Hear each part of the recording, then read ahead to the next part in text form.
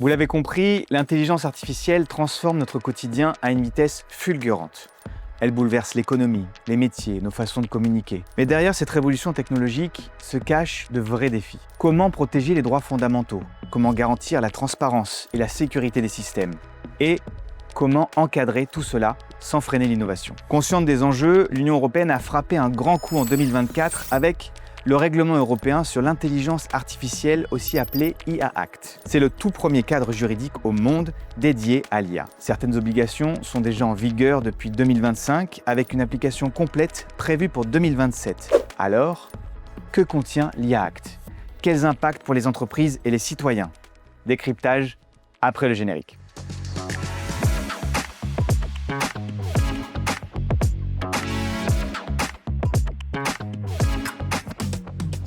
L'IA Act poursuit 3 grands objectifs. Protéger les droits fondamentaux comme la vie privée ou la non-discrimination. Garantir la sécurité et la transparence des systèmes d'intelligence artificielle. Et enfin, encourager l'innovation dans un cadre clair et sécurisé. L'IA Act introduit une classification novatrice des systèmes d'IA en 4 catégories de risques. Première catégorie, le risque inacceptable. Deuxième catégorie, le risque élevé. Troisième catégorie, le risque limité. Quatrième catégorie, le risque minimal. Voyons ensemble ces catégories en commençant par la plus critique. Première catégorie, les IA à risque inacceptable, totalement interdites. Pour cette catégorie, l'Union européenne a pris une position ferme. Ces systèmes d'IA sont strictement interdits. Pourquoi? Parce qu'ils représentent une menace trop grande pour les droits fondamentaux. Prenons un exemple concret. Imaginez un système d'IA qui observe chaque aspect de votre vie quotidienne, vos interactions avec les autres, vos comportements publics, vos choix de consommation, vos échanges sur les réseaux sociaux. Cette IA vous attribuerait une note qui vous permettrait d'obtenir ou pas certains services comme un prêt bancaire. Effrayant, non? Autre exemple encore, la reconnaissance faciale, capable de repérer et d'identifier chaque individu dans un espace public en temps réel à tout moment. Ces technologies existent déjà. Mais l'Europe a choisi de les bannir, sauf exception très encadrée pour des raisons de sécurité publique. Passons maintenant à la deuxième catégorie, tout aussi cruciale, le risque élevé. Deuxième catégorie, les IA à risque élevé, strictement encadrés. Ici, on parle de systèmes d'IA pouvant avoir un impact significatif sur les droits fondamentaux, la sécurité, la santé ou encore les libertés individuelles. Prenons l'exemple d'une IA utilisée par un assureur pour ajuster ses tarifs en fonction du profil du client. Ce type d'IA présente des risques de discrimination très importants. Face à cette catégorie de risques élevés, l'IA Act impose essentiellement 3 principes majeurs aux entreprises conceptrices ou utilisatrices d'IA. Premier principe en cas de risque élevé. Évaluer les risques avant et après déploiement. Avant tout déploiement d'un système d'IA à risque élevé, les entreprises utilisatrices doivent analyser et anticiper les risques potentiels. Cela inclut des tests rigoureux, des simulations dans divers scénarios et une analyse approfondie de la qualité des données utilisées. Après le déploiement, ces entreprises utilisatrices doivent instaurer un système de gestion de la qualité et des risques de l'IA. Deuxième principe, en cas de risque élevé.